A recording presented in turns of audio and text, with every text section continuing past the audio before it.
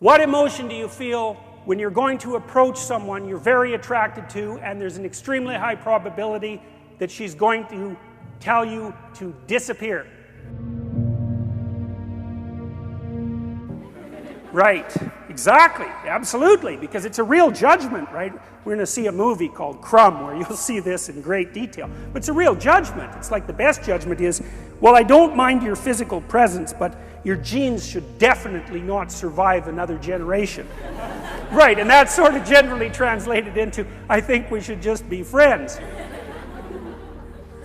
Right, you know, and you can blow that off, and people do, and you have to because it's part of being polite and civilized, but you know, let's make no mistake about it. There is no more fundamental judgment than that. So, paralysis. And there's no shortage of men, I mean, who are absolutely terrified of women. I mean, I've had many of them in my practice. You know, I had one guy, he was so terrified of women he couldn't even talk to them on the phone. It's more common than you think.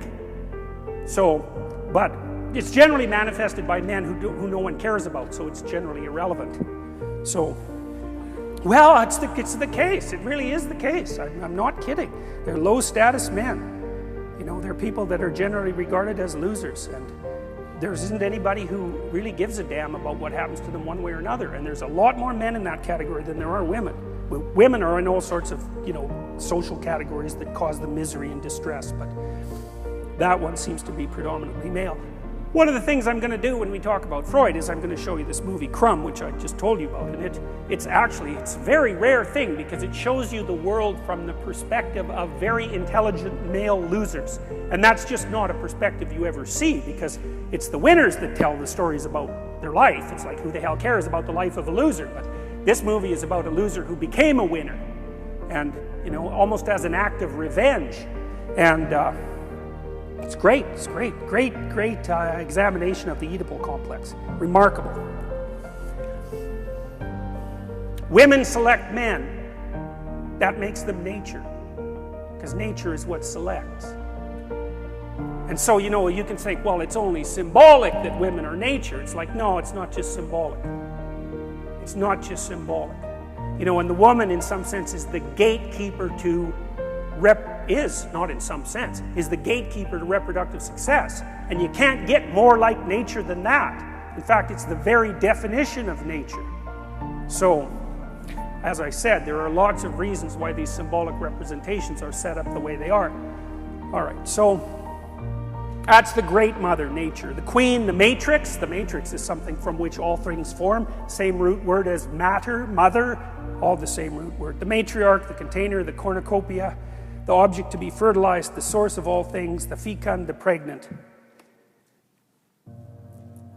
There are more parts of the associational network. The strange, the emotional, the foreigner, the place of return and rest, the deep, the valley, the cleft, the cave, hell, death, and the grave, the moon, ruler of the night and the mysterious dark, and matter and the earth. So those aren't necessarily associated with femininity, but they're typically associated with femininity from a symbolic perspective.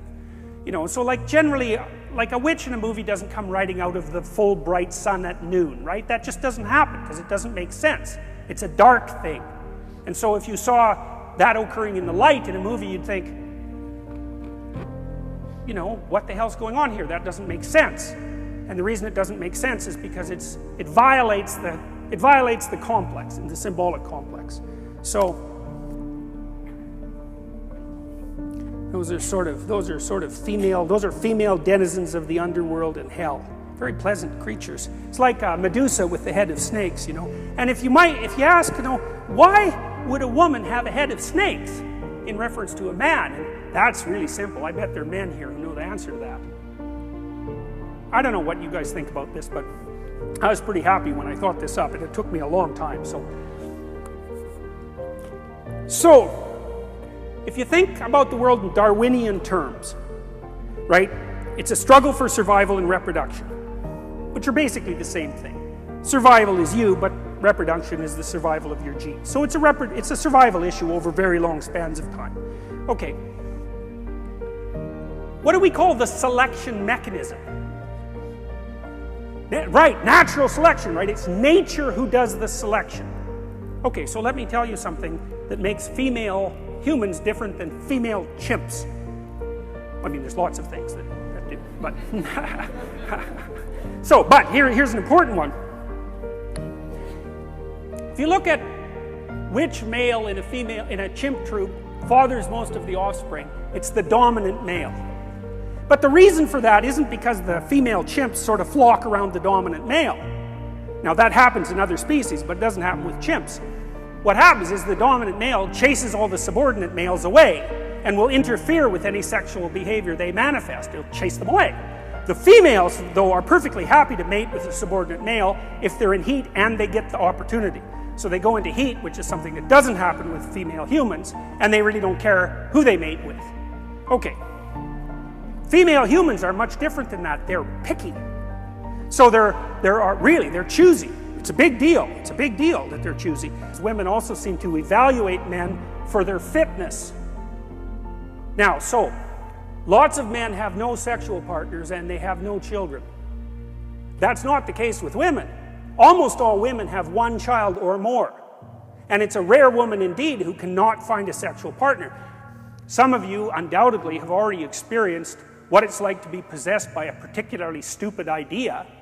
You know, so maybe you've grown out of one or two of the stupid ideas that possessed you, or maybe you're possessed by an attraction to someone you can't control, or you can't control your eating behavior, or you're a pushover when it comes to interpersonal interactions because you're too agreeable, or you fly off the handle and fight, and none of this is really under your control. And so all of those things that manifest themselves not only in your behaviors but in your perceptions themselves, they tend to take on embodied form and use you as the vehicle for their activity. So, and when you're thinking about something like anger, for example, think about how it works, because it's quite peculiar. What must someone generally do? How must someone generally act if you're going to be angry at them? They have to be irritating, right? They have to provoke you in some way.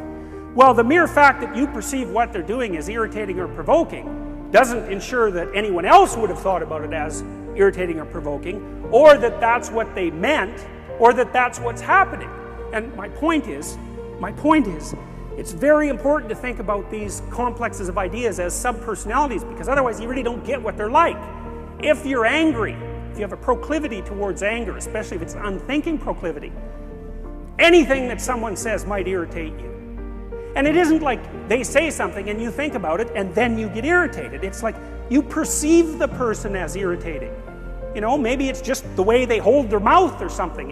It can be very, very subtle. And you might say, well, it's not me, it's you. It's not that I'm irritated by you. It's that you're irritating.